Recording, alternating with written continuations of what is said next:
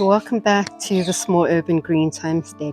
And if you've been thinking of starting a small homestead but wasn't really sure where to start, well then this video is for you. In today's video I'm going to take you around and show you what we grow in raised beds. I'll also show you what you can grow in fabric bags as well as pots. And if you have no space, then I'll show you how you can use hanging baskets as well. I have gone and decided to use these containers to drill some holes at the bottom, right underneath and on the sides, so that the drainage is really good. And I planted my own turmeric, ginger, I even got potatoes growing in this grow bag, beautiful spinach. I've even got kale, some strawberries, mint, celery, and kale. We go over here. I have some brinjals growing on this side. And so this is how I utilize my raised beds. Got some flowers, some lavender, some pepper dews, loofahs growing,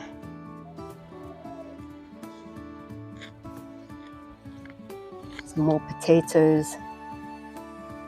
And this I've done in a small space in my back garden.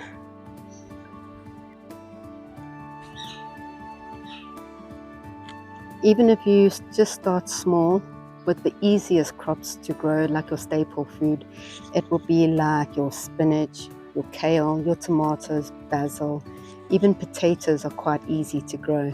And just having a few on hand will actually save you a lot.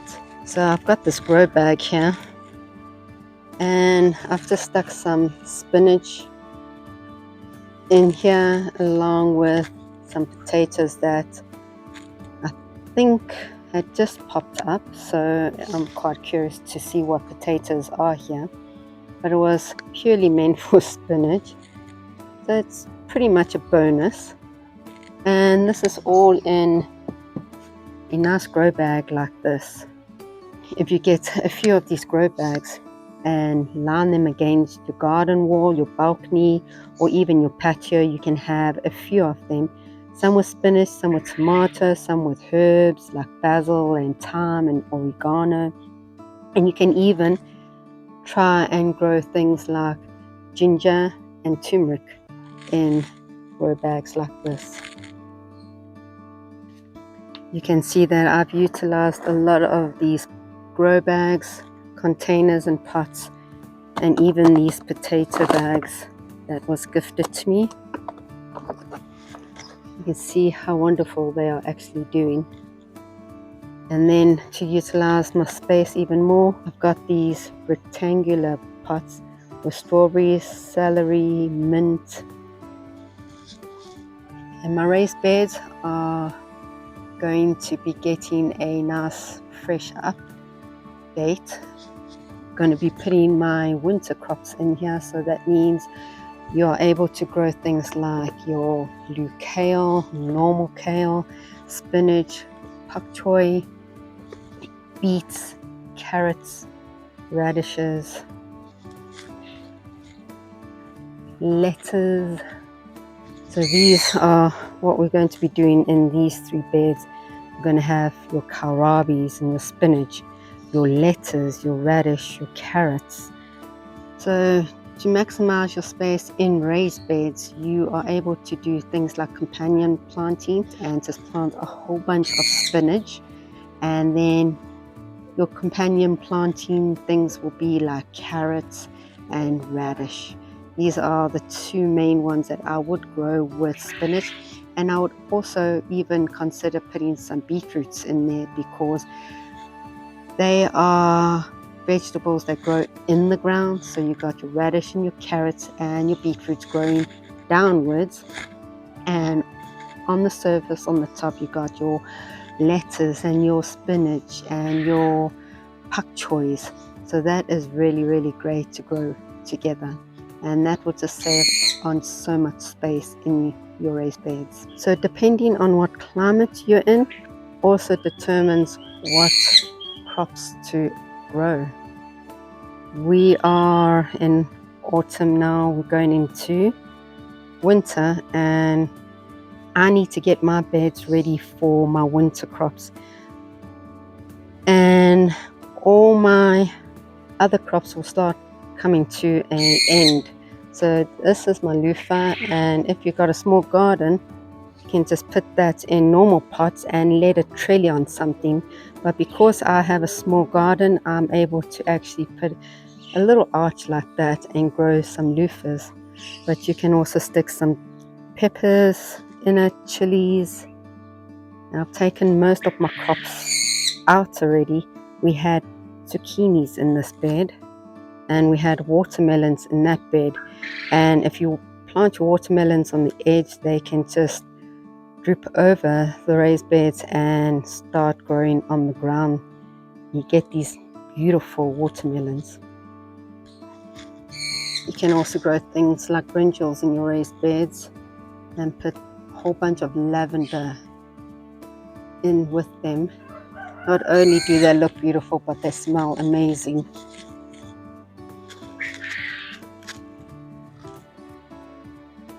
And you can see how many pepper juice we still need to harvest. Over here we've got a whole bunch of pak choy with lavender.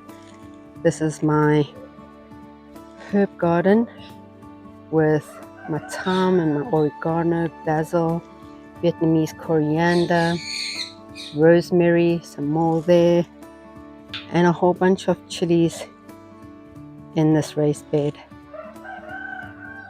You can also use them for just flowers.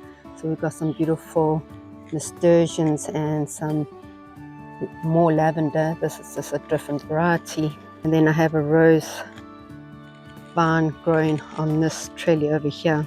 So that is how small my little homestead is. And I've just utilized that back wall with a whole bunch of raised beds, and I've made a little pathway there and put some more raised beds on this side. Obviously I don't have space to put any fruit trees, and I've had to put fruit trees in pots. I've got apple and cherry fruit trees in pots, a whole bunch of lemons in pots. I've got nectarine fruit trees, plum, got a small banana tree that's going to give me my very first banana batch. And that is the homestead. So what if you don't have the space in your back garden to put these raised beds? Well, don't worry, my friend Ali from Next Chapter Homestead has a small garden as well, but instead of using raised beds, she uses a different method. So let's go across to Ali and she will explain exactly how she grows in her back garden. Thanks, Sam. Come on in, guys. Let me show you what we have going on in our backyard. So this is my garden, guys. I am a small space urban homesteader, a backyard homesteader if you will. And because of the space I have available to me and my limitations, it essentially gave me the opportunity to become a container gardener. I grow in a very small space, and as you can see, majority of it is concreted. So we had to come up with a creative way to grow our own produce. Like most of you, I actually grow in a small space, and it's definitely presented me with a few challenges of its own. In our yard, I would say at least 50% of our growing space is actually paved or concreted in some way, shape or form. So we have bricks in one area, we have gravel in another, and we have concrete here. And we've had to use the space we've got wisely to grow things. So for me, the easiest way to do that was to grow in containers. Because we're gardening in a small space and we are predominantly making use of containers for growing, we've also had to be a little bit more creative about our approach to gardening and what we're actually growing in. By growing in containers, I've been able to grow a diverse range of things, but it's also allowed me the freedom to try new things. As you can see, I have many containers in my garden. Let me show you what I've got going on and why I grow these things. As a small space gardener, I've tried to make the best use of the space that I have, and for me that comes in layers. So I tend to subdivide my garden into layers and say, right, we have a top, a middle and a bottom layer. How can we best use that space? Because in our small environment we are unable to grow out, but we definitely can grow up. By dividing our garden into these layers, it allows me to look at unique ways that I could potentially use my space to grow more. And for me, wall hangers are a fantastic option because they're up off the ground, they're not taking up any space from below, and I can use them to grow maybe one or two smaller items in their containers. But I'll show you some other methods that I use shortly. Hanging baskets allow me to make use of the space that otherwise would be wasted in our garden, and it allows me to grow not only pretty things, but some edible things as well. This basket over here is actually a basket of strawberries, and it's set runners. For me, I grow my strawberries in hanging baskets because I do like the visual appeal of it. The strawberries tend to fall down over the rim, so they're not on the soil, and it prevents a lot of rot on your strawberries.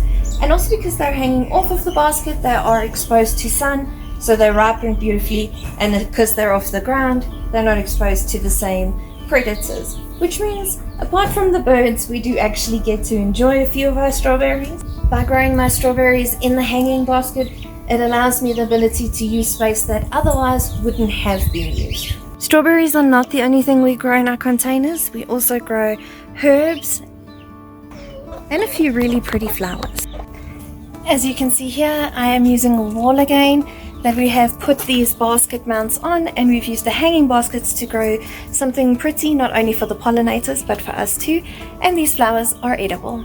Behind me, these pots are reserved for lettuce. It keeps them up off the ground, the chickens can't get to them, and they get enough sunlight, and they do particularly well in a small container.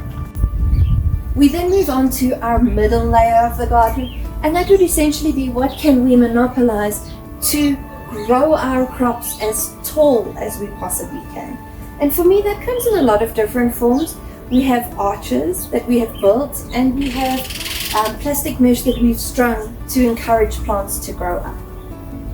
As a small space gardener, I have to make the best use of the space that I've got, and for me that sometimes looks like vertical gardening. In this section of my garden over here, I have trained some beans up some string so that they would eventually connect to the fence on my chicken run, where I am encouraging them to grow up and over so that I can get a greater yield of beans by not necessarily taking up too much of my ground space.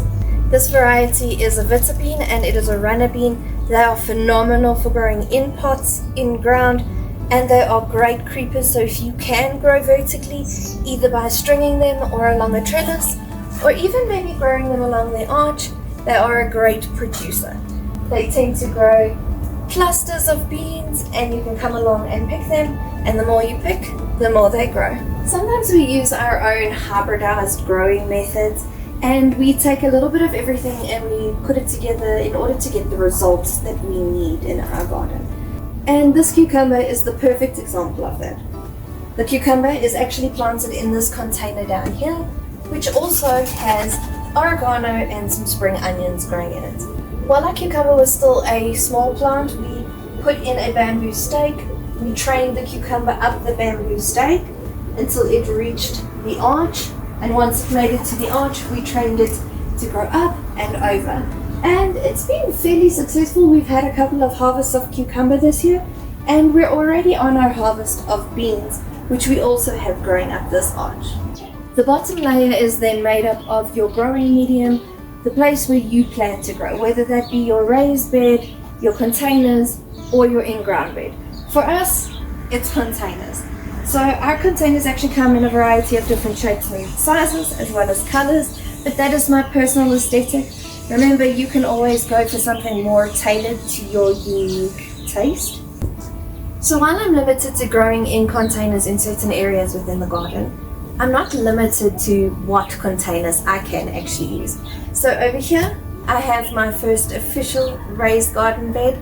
It's actually an old wheelbarrow that I use to grow things in. So this wheelbarrow currently is loaded with strawberry plants and some garlic chives. In our container garden, we've also successfully grown tomatoes. One of our favorite varieties of tomato to grow is a blue cream cherry tomato. They're deliciously sweet and they have a large yield for a smallish plant. Hey guys, I hope that you enjoyed hanging out with me in my garden today, and I really do appreciate you stopping in to see what we do with containers in our garden and how we grow in our small space. Thanks, Ali. And guys, it is that easy. Go across to Ali's page and take a look at how she actually implements using pots and hanging baskets to grow in her back garden. Guys, if this video was helpful, smash that like button. It means the world to me. And also subscribe so you don't miss out on any more content. Let's learn together as we grow together. I'll see you in the next video.